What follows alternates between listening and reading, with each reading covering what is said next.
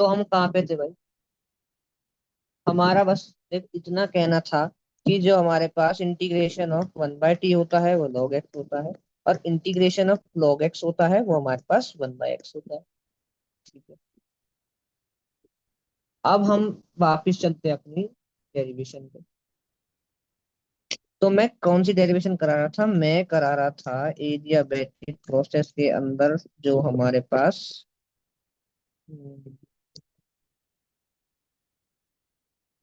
ये रही। तो हम मैं क्या कह रहा था? मैं कह रहा था कि हमारे जो यहाँ पे हमारे पास log t आ गया और यहाँ पे log v आ गया, ये हमारा जो है कांस्टेंट है, कांस्टेंट सेम रहता है। ठीक। तो मैं अब कह रहा था कि भाई अब ln भी लिख सकते हैं नेचुरल लॉग को यहाँ, ठीक है, कोई दिक्कत नहीं है। तो log natural log T is equal to natural log 1/v। 1/v क्यों आ गया हमारे पास? 1/v इसीलिए आ गया क्योंकि हमें जो इसके साइन है नेगेटिव है, और नेगेटिव साइन की वजह से 1/v हो गया।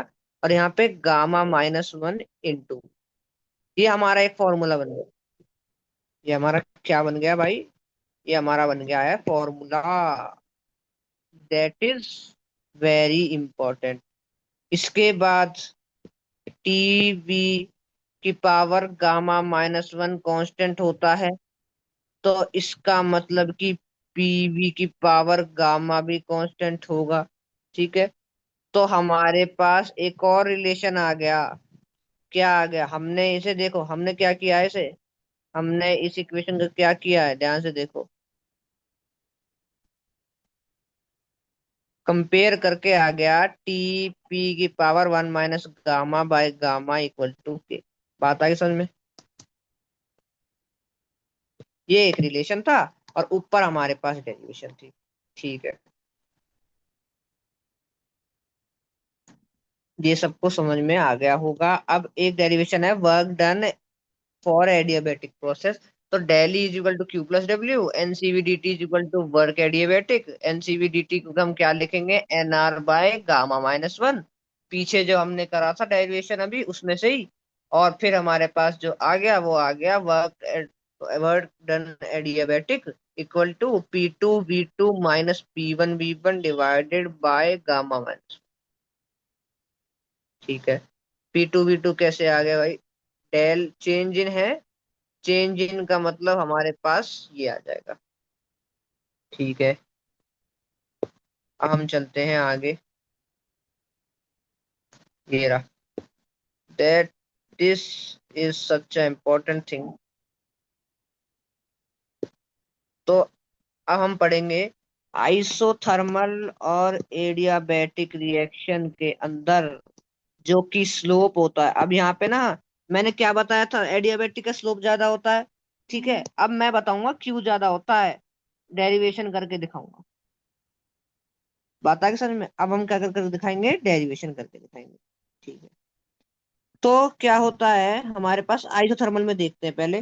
PV is equal to constant होता है, ये सबको पता है। ठीक है। तो हमारे पास क्या आ गया? पीवी, वी को इधर ले गए, वी की पावर -1। ठीक है। फिर हमने इसको डिफरेंशिएट कर दिया विद रिस्पेक्ट टू वॉल्यूम। ठीक है। वॉल्यूम से डिफरेंशिएट करेंगे, पावर आगे आएगी -1 इंटू, फिर इसका डिफरेंशिएट करेंगे तो क्या होता है फॉर्मूला? पावर आगे आती है, फिर उसके बाद हमारे जो आ जाएगा Kv -1 - 1, तो क्या आ जाएगा? -Kv - 2, ये आ जाएगा। ये यहाँ पे डायरेक्ट लिख रखा है। कोई दिक्कत? कोई दिक्कत नहीं। ठीक है। तो उसके बाद क्या किया? उसके बाद हमने क्या किया? कुछ नहीं, एक v को हमने नीचे लिख दिया। v-2 था ना, तो उसमें से एक v को नीचे लिख दिया। तो हमारे पास क्या आ गया? Kv-1, और -Kv-1 हमने क्या लिखा था पहले इस इक्वेशन से? p। तो हमारे पास क्या आ गया? dp/dv is equal to -p/v। ये क्या आ गया? dp/dv स्लोप होता है, सबको पता है ना? मैं स्लोप के एक बार फॉर्मूले बता दूं जब भी तुम्हें एक बार सारे। देखो, स्लोप के कुछ फॉर्मूले होते हैं।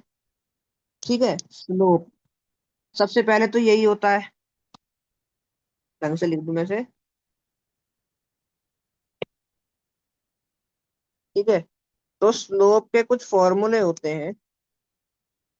स्लोप इक्वल टू पहले तो होता है y2 - y1/x2 - x1। एक होता है dx/dy या फिर dt जो भी है। और एक हमारे पास होता है tan थीटा। ठीक है। कैसे?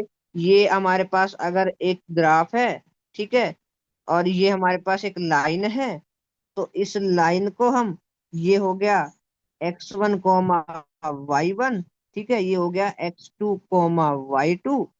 रुक जाओ एक बार, ढंग से बना दो, तुम्हारे लिए समझ में आ जाए ताकि अच्छी तरीके से। तो मैं कह रहा था कि ना, इसमें ये मान लो एक स्लोप है, यहाँ पे एक लाइन है। तो इस लाइन में ये हो गया x2 - y2, और ये x1 - y1 कोऑर्डिनेट्स। ठीक है। ये हमारा थीटा एंगल हो गया। ठीक है। तो मैंने क्या बताया था, स्लोप बताया था ये। स्लोप क्या बताया था, एक तो y2 - y1/x2 - x1। ठीक है, तो इससे ये आ जाएगा। और एक टेन थीटा और एक dx/dy। तो ऊपर का फॉर्मूला हमने क्या यूज किया है, जब हम ऊपर देखेंगे ध्यान से, तो ऊपर हमने dx/dt निकाल के हमने स्लोप निकाल दिया, जो कि हमारे पास क्या आया, -p/v। ठीक है। अब हम देखेंगे एडियाबैटिक प्रोसेस में। ठीक है, एडियाबैटिक प्रोसेस। अब ये बात ध्यान रखनी है, एडियाबैटिक प्रोसेस में क्या होता है, इसमें तो PV is equal to constant होता है। इसमें क्या होता है, PV raise to gamma, PV raise to gamma is equal to constant K. ठीक है, तो P is equal to K V minus gamma हो जाएगा, इसे इधर ले गए। ठीक है, फिर उसके बाद हमने dp/dv निकाल लिया। ठीक है, डिफरेंशिएट किया तो हमारे पास क्या आ गया, पावर पहले आती है, पावर आ गई पहले। फिर उस पावर, फिर हम करते हैं इसका डिफरेंशिएशन, तो पावर में -1 हो जाता है, तो गामा माइनस गामा तो पहले से ही था, तो फिर पूरा क्या हो गया, -γ - 1। ठीक है। तो उसके बाद हमने जो -1 वाला बी है, एक बी को हम नीचे लिया है, पता है ना फॉर्म, पता नहीं तो एक्सपोनेंशियल। ठीक है। और DP is equal to dp/dv equal to -γ/pv। तो हमें क्या पता लगा, हमें ये पता चला एडियाबैटिक का स्लोप, एडियाबैटिक का slope is gamma times of, is gamma times of slope of क्या, आइसोथर्मल। बात आई समझ में सबको? ठीक है। ठीक है। तो अब हमारे पास कुछ क्वेश्चंस हैं, इन क्वेश्चनों को करते हैं। क्वेश्चन में क्या दे रखा है, in the following graphs adiabatic और आइसोथर्मल बताओ कौन से। मैंने क्या बता दिया, जिसमें ढलान ज्यादा वो होगा एडियाबैटिक, जिसमें ढलान कम वो होगा आइसोथर्मल। ठीक है। तो देखते हैं भाई क्या है क्या है। इसमें ढलान ज्यादा तो बी वाला एडियाबैटिक, इसमें ढलान ज्यादा तो बी वाला एडियाबैटिक। अब ढलान का मतलब या तो नीचाई ज्यादा हो या ऊंचाई ज्यादा हो। समझ में आ रही है बात? या तो ऊपर की तरफ ढलान ज्यादा हो, नीचे की तरफ ढलान ज्यादा हो, बस ढलान ज्यादा होनी चाहिए, चाहे ऊपर हो नीचे हो, उससे कोई फर्क नहीं पड़ता। इधर ढलान ऊपर की तरफ ज्यादा है काफी, तो ए है हमारा आइडिया बेटिक। इधर भी ढलान ज्यादा है ऊपर की तरफ, तो हमारा ए आइडिया। ठीक है। मुझे नहीं लगता इसमें कोई डाउट होगा। ये क्वेश्चन इंपॉर्टेंट है, इस क्वेश्चन को ध्यान से सुनेंगे। क्वेश्चन हमारे पास क्या कहता है, क्वेश्चन कहता है हमारे पास ग्राफ है, दो ग्राफ है।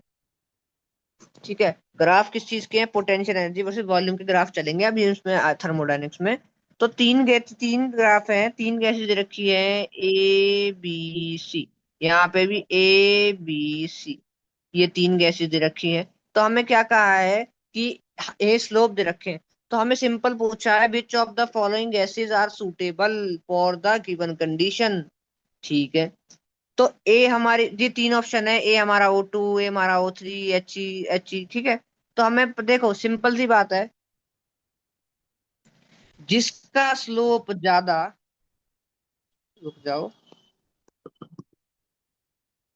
जिसका स्लोप ज्यादा, उसका उसका गामा टाइम ज्यादा स्लोप होगा, किससे, आइसोथर्मल वाले से। ठीक है। तो इसका मतलब कि स्लोप ज्यादा यहाँ पे किसका है, इधर तो ए का है और इधर सी का है। हाँ सही कह रहे हो।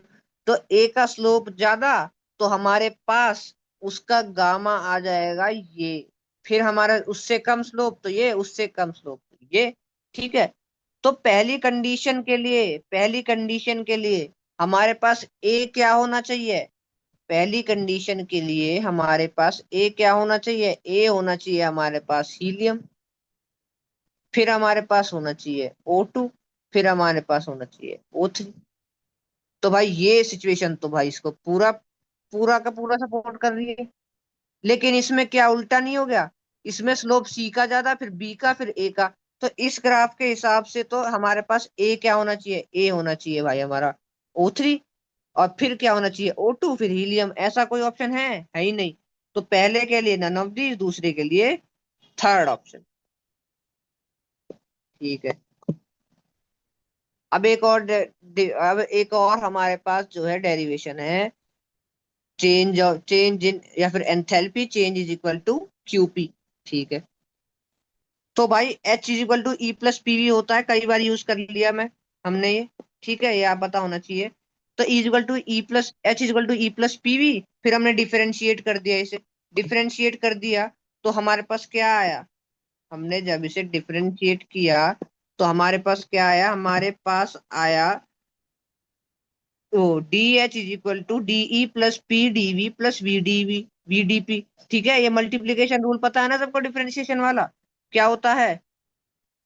Differentiation of F comma G equal to F, फिर डिफरेंशिएशन ऑफ जी, फिर हमारे पास जी आ जाएगा डिफरेंशिएशन ऑफ एफ। ये ऐसा कुछ ये फॉर्मूला होता है, सबको पता होना चाहिए। पता तो होएगा ही, अब भी मैंने एक बार आइडिया दे दिया।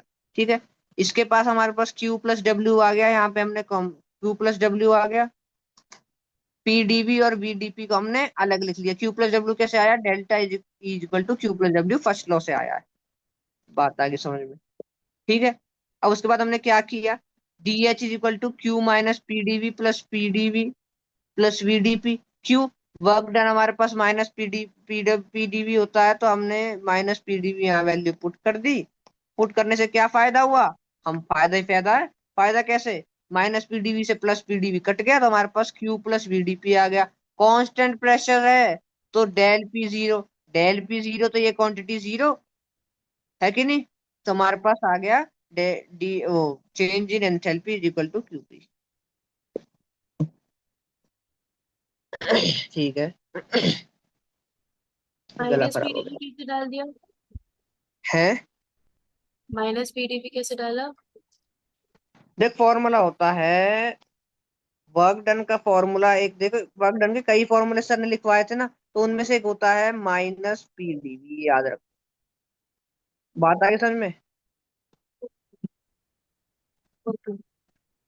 ठीक। तो हम अगर अगले पे आएंगे तो हमारे पास क्या है? ये एक नोट पॉइंट लिखा है, हीट इवॉल्व और absorbed eight constant volume is internal energy change. ये सबको पता ही है। हीट इवॉल्व एब्जॉर्ब्ड किसी भी कांस्टेंट वॉल्यूम पे, उसे क्या कहते हैं? इंटरनल एनर्जी चेंज कहते हैं। तो इंटरनल एनर्जी चेंज का भी हमने इसी हिसाब से जो है डेरिवेशन कर दिया। ठीक है, बताने की जरूरत नहीं है ना। हीट कैपेसिटी अभी पढ़ाया था। क्या होता है? Heat required to raise the temperature of substance by 1 kelvin is known as heat capacity, या फिर हीट रिलीज। अब ये यहाँ पे पॉइंट ध्यान रखना। हीट हीट रिक्वायर्ड भी हो सकती है और हीट रिलीज भी हो सकती है, दोनों केसेस में हीट कैपेसिटी कहलाई जाएगी वो। ठीक है। C is equal to DP by D T होता है, ये इसका फॉर्मूला होता है। कैसे बताओ? तो मान लिया हमने चेंज इन टेम्परेचर किया DT. Change in temperature DT पे मान लिया हमने क्यू जूल हमारे पास हीट आई। तो वन जब हम करेंगे, 1 डिग्री जब 1 केल्विन मान लो हम करेंगे, तो क्यू बाय डी आ जाएगा। यूनिटरी मेथड है, बहुत आसान। किसी को कोई दिक्कत परेशानी हो तो बताओ। Q is equal to C D T. ठीक है। अब heat capacity of water is more than oil, ये ध्यान रखना, नोट पॉइंट है एमसीक्यू के लिए। Heat capacity water is more than heat capacity of oil. ठीक है। स्पेसिफिक हीट बता दिया था, 1 ग्राम बढ़ाने, 1 ग्राम किसी भी सब्सटेंस का 1 ग्राम का 1 केल्विन से वो बनाने के लिए टेम्परेचर हमारे पास स्पेसिफिक हीट कहलाया जाता है। Specific heat capacity. इसका भी सेम यूनिटरी मेथड से हमने प्रूफ करके दिखा दिया। Q is equal to M C H D T. M Q आया, देखो 1 केल्विन से बढ़ाने के लिए हमारे पास ये था, फिर हमने 1 ग्राम 1 ग्राम, मतलब कि हमारे पास Q/dt तो था, अब उसे हमने पर ग्राम भी कर दिया तो नीचे मास भी आ जाएगा। तो इसकी यूनिट क्या, अब यूनिट भी देखो, यूनिट बतानी जरूरी है। इसकी यूनिट जूल पर केल्विन। कैसे? ऊपर जूल, नीचे ऊपर एनर्जी, नीचे टेम्परेचर, तो जूल पर केल्विन। इसकी यूनिट क्या है? इसकी यूनिट है जूल पर केल्विन पर ग्राम। ठीक है।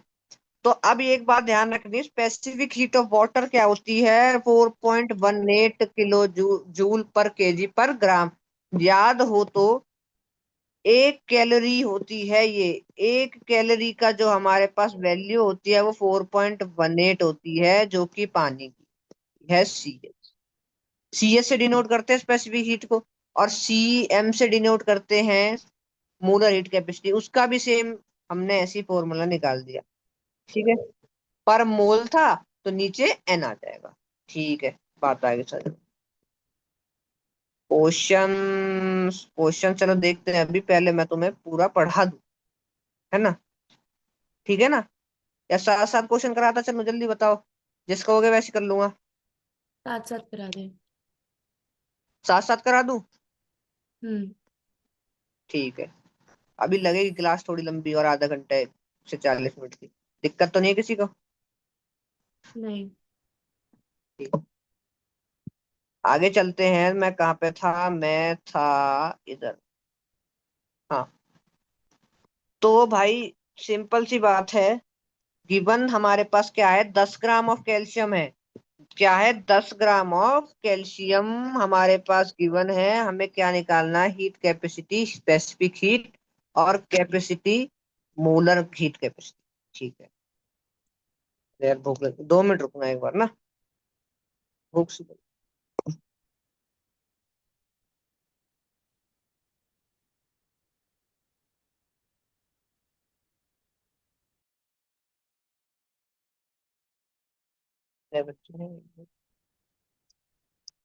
तन में तो समझ में आ रहा है।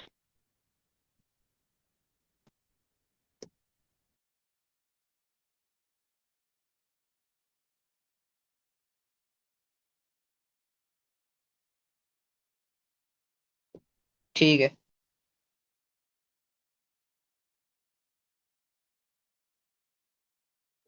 चलते हैं आगे। तो हम क्या कह रहे थे? हम कह रहे थे 10 ग्राम कैल्शियम गिवन है, तो हमें हीट कैपेसिटी, स्पेसिफिक हीट, और हीट कैपेसिटी सिंपल वाली, और मोलर हीट कैपेसिटी निकाली। ठीक है। तो Q is equal to CdT होता है, पीछे पढ़ाया है, अभी अभी प्रूफ करके दिखाया है। ठीक है।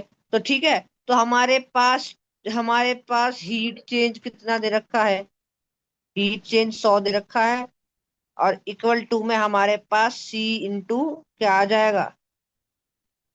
यहाँ पे 5 कैसे आया? भाई टेम्परेचर का चेंज, जैसे क्वेश्चन में कुछ मैंने आधा अधूरा लिख रखा है, रुक जाओ देख हम लोग। 10 ग्राम ऑफ कैल्शियम कैलकुलेट। अच्छा, तो CdT। ठीक है। हम्म, ठीक है। ठीक।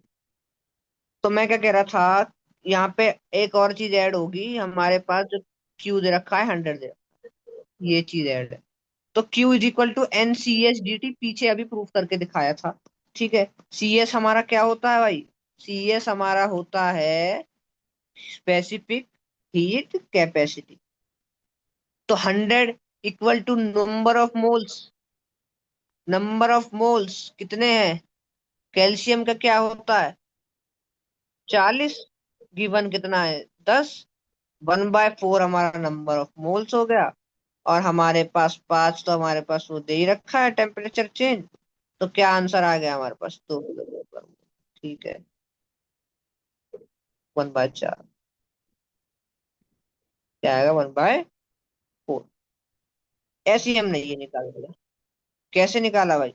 कैसे निकाला, ध्यान से देखो। मोलर वाला तो हमने ऐसे अभी निकाला था, मोलर वाला था वो, मोलर वाला ये नहीं था स्पेसिफिक, मोलर वाला था। पर ग्राम का हमने ऐसे निकाल दिया कि हमारे पास 10 ग्राम है तो 10 इधर डाल दिया। मास के उसमें मास है, ये मास। और सी एस हमें निकालना था। डीटी हमें 5 दे रखा है, इसमें डीटी भी है 5, ध्यान रखना, चेंज इन टेम्परेचर, ये आधा अधूरा क्वेश्चन लिख रखा है। और क्यू हमारा 100 है, तो क्यू की तो हमारे सी एच की वैल्यू 2 किलो जूल पर ग्राम, 2 किलो जूल पर केल्विन पर ग्राम। और मोलर मैं तुम्हें पहले निकाल के दिखा दिया था, 80। ठीक है, कोई दिक्कत कोई परेशानी नहीं होनी चाहिए। आगे चलते हुए, molar heat capacity at constant volume बताई दी थी मैंने, Q V by N D T. तो del E is equal del E upon N D T, तो सीवी की वैल्यू आ गई D E upon D T. जो हमने पहले डायरेक्ट यूज करा था उसको क्या करके दिखा दिया, प्रूफ करके दिखा दिया। प्रूफ करके दिखा दिया। सीवी क्या होता है, क्यू वी बाय, फिर सुन लो, CV is equal to Q V by NDT होता है, जो कि हमारे पास डेल ई अपॉन एनडीटी बन जाएगा। और फिर हमारे पास फाइनली ये आ जाएगा डीई बाय डी, जो कि हमने डायरेक्ट यूज किया था, प्रूफ करके दिखा दिया।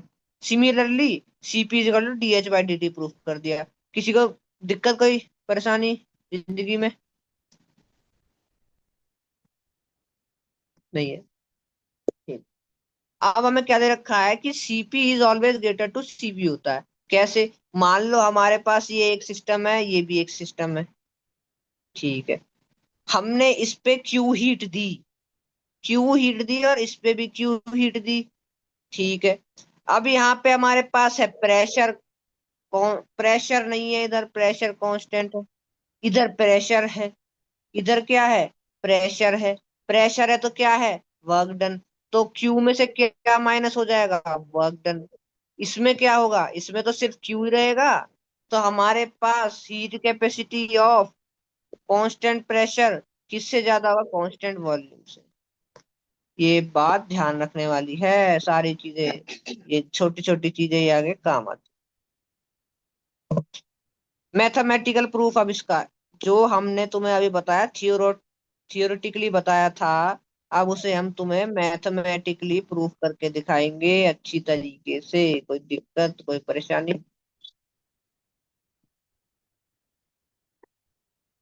तो मैं क्या कह रहा था, हम इसका मैथमेटिकल प्रूफ करते हैं। H is equal to E plus PV, चौथी बार आ चुका है, ये याद रखना जरूर। H is equal to E plus PV, ये याद रखना है, चौथी बार आ गया भाई डेरिवेशन में। तो मैं क्या कह रहा था, H is equal to P, E plus PV होता है। PV is equal to NRT होता है, नहीं होता? पीवी इक्वल टू एनआरटी होता है, तो पीवी इक्वल टू एनआरटी यहाँ पे हमने पुट कर दिया। फिर डिफरेंशिएट कर दिया both side with respect to temperature. तो D H by D T आ गया, और डीई बाई डी टी आ गया, प्लस में क्या आ गया, प्लस है ये, प्लस में NR. D H by D T DP होता है, अभी ऊपर प्रूफ करके दिखाया है। DE by D T CV होता है, अभी ऊपर प्रूफ करके दिखाया है। और एनआर तो हमारा सेम ही है, एक मोल के लिए।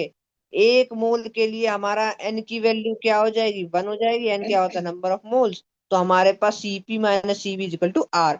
ये हो गया मेयर्स रिलेशन का प्रूफ। मेयर्स रिलेशन कहाँ आया था, याद करो। मेयर्स रिलेशन हमने अभी डायरेक्ट यूज किया था। मेयर रिलेशन अभी हमने डायरेक्ट प्रूफ किया था। कहाँ पे किया था डायरेक्ट प्रूफ, हमने डायरेक्ट प्रूफ किया था, प्रूफ कह रहा हूँ, डायरेक्ट यूज किया था। अरे कहाँ गया, चलो छोड़ो, ये रहा। CP minus CV equal to R, direct proof किया था। वो प्रूफ कह रहा हूँ यार, बार बार डायरेक्ट यूज किया था। और हमने यहाँ पे तुम्हें प्रूफ करके दिखा दिया। अब relation between heat of reaction at constant pressure and constant volume, ये ध्यान रखना, ये बहुत इंपॉर्टेंट है। Del H is equal to Q P, del E is equal to Q B, ये याद रखना है। ये भी दूसरी तीसरी बार आ चुका है भाई, ये ध्यान रखना है, बिल्कुल ध्यान रखना है तसल्ली से एकदम, किसी को दिक्कत नहीं होनी चाहिए। तो हमारे पास P one equal to N one R T हो गया। P V equal to N R T होता है, तो बी वन और एन वन लेके उन्हें हमने, ठीक है। और P V two equal to N R T, भाई ये भी भाई दोनों के लिए इक्वेशन, तो P V equal to N R T true रहेगी, ट्रू ही तो रहेगी दोनों के लिए, ठीक है। इसमें हमने क्या किया, भाई कुछ नहीं किया। इसके बाद हमने, इसके बाद क्या किया है, दोनों को हमने माइनस कर दिया। तो वी टू, पी कॉमन आ गया, V two minus V one, और यहाँ पे आर टी कॉमन आ गया, तो N two minus N one. V two minus V one हो गया चेंज इन वॉल्यूम, और N two minus N one हो गया चेंज इन मोल्स। तो हमारे पास क्या आ गया, P del V is equal to del N G R T. ये भी बहुत इंपॉर्टेंट फॉर्मूला है, ये भी हमने तुम्हें प्रूव करके दिखा दिया। किसी को कोई दिक्कत परेशानी तो बोलिए जी। नहीं है दिक्कत।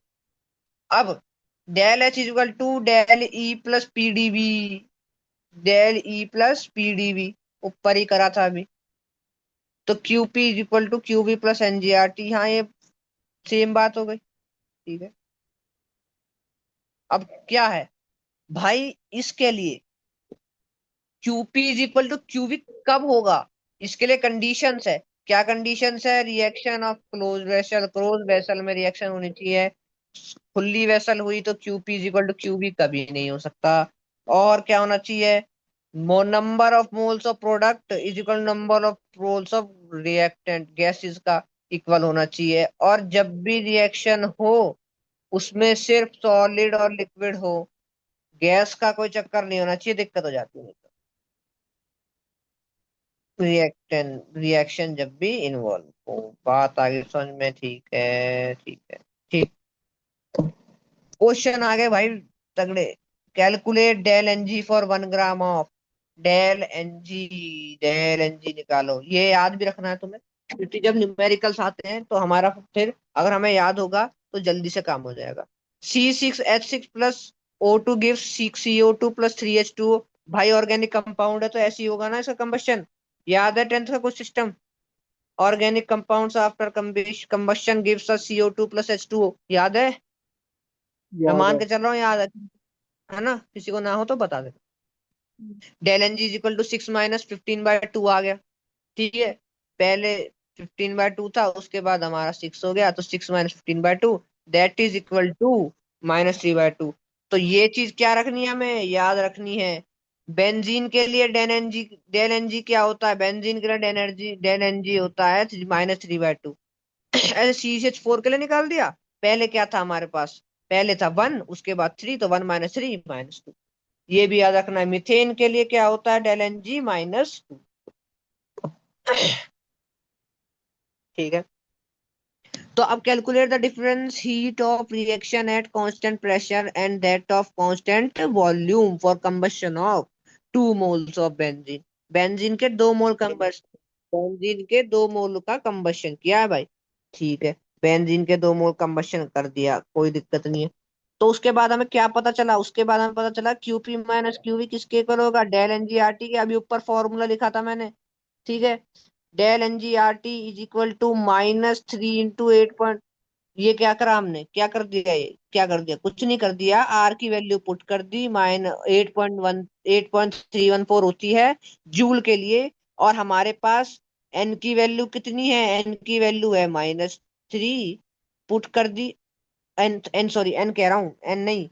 एन की वैल्यू -3 नहीं है, -3 है हमारे पास। एनजीआरटी की, एनजी की वैल्यू, डेल एनजी की -3 पुट कर दी। इंटू में 300 क्या है? इंटू में 300 है हमारे पास टेम्परेचर, डिवाइडेड बाय 1000। आंसर आ गया कुछ ऐसे ही। ठीक है, क्लियर सबको? मैं मान के चल रहा हूँ क्लियर है। इसको डाउट हो भाई बोल सकता है, कैसी भी कोई भी दिक्कत नहीं। ठीक। अब आ गया भाई bomb calorimeter. Bomb calorimeter क्या होता है, ध्यान से समझाता हूँ। मैंने स्लाइड रख रखी है बढ़िया वाली, तुम्हें बढ़िया समझ में आ जाएगा। दिख रहा है ना क्लियर? ठीक है। तो देखो बॉम्ब कैलोरी मीटर कुछ इस हिसाब से होता है। पहले क्या होता है बॉम्ब कैलोरी मीटर में? पहले तो देखो एक चीज होती है बॉम्ब कैलोरी मीटर में। पहले होता है हमारे पास एक आइसोलेटेड कंटेनर। आइसोलेटेड कंटेनर, यहाँ पे क्या किया गया है? उसको आइसोलेटेड जैकेट किया गया है। वही चीज है। आइसोलेटेड कंटेनर होना चाहिए हमारे पास, सबसे पहली रिक्वायरमेंट ये। आइसोलेटेड कंटेनर है, उसके अंदर वाटर भरा हुआ है। वाटर क्यों भरा हुआ है? वाटर इसलिए भरा हुआ है ताकि जो हमारे पास हीट है वो इवनली डिस्ट्रीब्यूट हो जाए सारे में। ठीक है। उसके बाद अंदर एक रखा रखा है मेटेलिक, वो क्या कहते हैं उसे, मेटेलिक स्ट्रक्चर रखा हुआ है एक अंदर। क्या रखा हुआ है? Metallic structure. उसके अंदर हमने रख रखा है ऑर्गेनिक कंपाउंड। ये क्या हमारे पास ऑर्गेनिक कंपाउंड है? ऑर्गेनिक कंपाउंड कंबशन के लिए रख रखा है। इतना ये क्रूड ऑयल वगैरह इतना जरूरत नहीं है कुछ देखने की। और ये जो मेटेलिक कंटेनर है इसे हम स्टील बॉम्ब के नाम से जानते हैं। ठीक है। अब अब क्या है भाई, अब है, हमने एक तो देखो इसे इग्नाइट भी तो करना पड़ेगा, ये थोड़ी माचिस डाल दी जल गया, पानी के अंदर है भाई। तो हमने इलेक्ट्रिसिटी से इसे ज्वाइन किया ताकि इसे इग्नाइट कर सके, इलेक्ट्रिसिटी से ज्वाइन कर दिया। फिर हमने क्या किया, इसके अंदर एक थर्मोमीटर डाला। थर्मोमीटर क्यों डाला, ताकि टेम्परेचर हम देख सके, हम क्या कर सके, हम कर सके इससे ऑब्जर्व कि टेम्परेचर कांस्टेंट है। उसके बाद हमने क्या किया, उसके बाद हमने इसमें डाल दिया एक स्टरर। स्टरर क्यों डाला, ताकि जो हमारे पास टेम्परेचर है वो इवनली डिस्ट्रीब्यूट हो जाए वाटर के अंदर, कोई दिक्कत ना हो। ठीक है। और हमने फिर लास्ट में भाई इग्नाइट करने के लिए ऑक्सीजन चाहिए होगी, चारों तरफ पानी है, बीच में से एक पाइप लेके गए, उसके अंदर से ऑक्सीजन का सप्लाई। बात आगे समझ में, पूरा डायग्राम समझ में आ गया सबको? आ गया। I think so. उसके बाद हमने देखा बाहर से दिखा रखा है, ये भी सेम चीज है। ये अब तुम हीटर, सोच रहे हो हैं ये हीटर के अंदर क्या रखा है? किसके अंदर? हीटर। हीटर नहीं है ये, हीटर नहीं कह सकते इसे, हम इंसुलेटर कंटेनर कहेंगे। ये जो हमारे पास है ना, इसके अंदर ऑर्गेनिक कंपाउंड रखा हुआ है। देखो सिंपल बताता हूँ, ये तो थोड़ा कम्प्लेक्स बना रखा है इन्होंने। ये रहा डायग्राम। ये एक मेटेलिक कंटेनर है, ये मेटेलिक कंटेनर है, इसके अंदर ऑर्गेनिक कंपाउंड रखा हुआ है कंबशन के लिए। अब आगे बात समझ में क्या है इसके अंदर? इसकी नीड क्या है, बस कंबशन के लिए? बस कंबशन के लिए। कभी बेंजोइक एसिड, कभी बेंजीन, कभी CH4, अच्छा। कंबशन के लिए। बात आगे समझ? हाँ जी। अभी असलियत में ऐसा दिखता है, देखो असलियत वाली फोटो लेके आया हूं तुम्हारे लिए। ये असलियत में ऐसा दिखता है, कभी किसी को क्यूरियोसिटी हो कैसा दिखता है। ठीक है। ये असलियत में ऐसा दिखता है। ये हमारे पास देखो, ये प्रेशर के लिए, प्रेशर कांस्टेंट रखने के लिए ये हमारा कंटेनर है। ये हमारा टेम्परेचर कांस्टेंट रखने के लिए डिवाइस है। ये हमारा वो है, क्या नाम है उसका, कैलोरी मीटर, जिससे हम कैलोरी मेजर करेंगे, कितनी कैलोरी इसमें जनरेट हुई है। एनर्जी की एनर्जी की यूनिट होती है कैलोरी, सबको पता है ना? हाँ, एनर्जी की यूनिट होती है भाई। और जी। बाकी सब इंस्ट्रूमेंट्स ऑक्सीजन वगैरह के लिए, ऑक्सीजन के लिए वगैरह। ठीक है। चलो ये तो अलग बात हो गई। अब इस पे क्वेश्चन कैसे आते हैं? क्वेश्चन देखो, हमें देखो अब एक क्वेश्चन दे रखा है। मान लो हमारे पास है n moles of 24.4 gram of benzoic acid. ठीक है। हीट कैपेसिटी दे रखी है उसकी 100 किलो जूल पर मोल। और हमारे पास 300 केल्विन टेम्परेचर से 350 केल्विन टेम्परेचर पहुंचा दिया है, चेंज इन टेम्परेचर 50 हो गया इसके हिसाब से, है कि नहीं? ठीक है। अब हमें फाइंड करना है वो सब कुछ, CB, CS और डेल ई डेल एच सब कुछ। ठीक है, देखते हैं ध्यान से।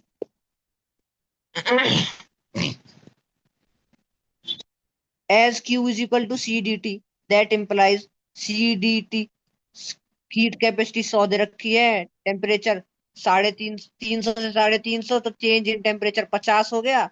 तो हमारे पास 50 इंटू कर दिया, तो ये तो सिंपल आ गया। Q is equal to 5000 kilo joule. Q क्या होता है, हीट होता है, ध्यान रखना इस बात का। Del is equal to Q/N होता है, तो हमारे पास ये देखो ये इक्वेशन बनेगी। ठीक है, ऑर्गेनिक कंपाउंड है, सिंपल सी बात है, बर्न होगा तो CO2 + H2O देगा, बैलेंस तुम कर ही लोगे। तो डेल NG हमारे पास क्या आ गया, पहले कितना तो 7, उसके बाद 15/2, तो 7 माइनस 15/2 इज इक्वल टू -1/2। तो डेल इज इक्वल टू क्या हो गया, 5000/1/5। तो हमारे पास क्या हो गया, del is equal to minus का 25,000 किलो जूल। ठीक है। उसके बाद क्या दे रखा है, del Q is equal to QV plus delta NRG, sorry NRNGRT। ये ऊपर बताया था, ये तीसरी बार फॉर्मूला आ रहा है, जितने भी फॉर्मूले सारे इंपॉर्टेंट याद करने हैं। तीसरी बार फॉर्मूला आ रहा है भाई। QV की वैल्यू कितनी निकाली, -25,000। डेल NG की वैल्यू क्या निकाली, -1/2। इंटू में R की वैल्यू क्या ली, जूल के हिसाब से 8.314। और टेम्परेचर की वैल्यू 300,000 हमने क्यों डिवाइड किया, क्योंकि यूनिट का चक्कर था। यहाँ से कुछ भी आंसर आ जाएगा कैलकुलेट करके, कैलकुलेट नहीं रखा है। बात आ गई समझ में सबको? मैं मान के चल रहा हूँ भाई, बात समझ में आ रही है, बढ़िया। किसी को दिक्कत हो तो बता देना पहले ही। हाँ, थोड़ा सा रह रहा है। हाँ, अब आ गया भाई इंपॉर्टेंट काम। वैसे तो ये फिजिक्स का पार्ट है ज्यादातर, लेकिन केमिस्ट्री में पढ़ा देते हैं, केमिस्ट्री में होता है इसका, लेकिन थोड़ा सा पार्ट होता है। लेकिन हम तो पूरा पढ़ेंगे। तो देखो, पहले होता है इक्वी पार्टीशन प्रिंसिपल। ये क्या कहता है, सिंपल सी बात है, इसमें ज्यादा टेंशन लेनी। एनर्जी किसी भी पार्टिकल की इक्वली डिवाइडेड होती है तीनों मोड्स ऑफ मोशन में। ध्यान से समझो, इंग्लिश है लेकिन ध्यान से समझो क्या कह रहा है। मान के चलो हमारे पास कोई भी पार्टिकल है, तो X axis, Y axis, Z axis, सब में उसकी जो हमारे पास एनर्जी होगी इक्वल डिस्ट्रीब्यूटेड। नीचे बना के भी दिखा देता हूँ एक बार तुम्हें। मैं क्या कह रहा हूँ, सिंपल सी बात है।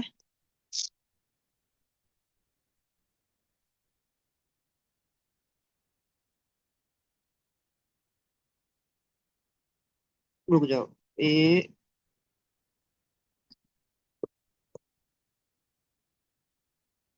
ये एक्स एक्सिस, ये वाई एक्सिस, ये जेड एक्सिस।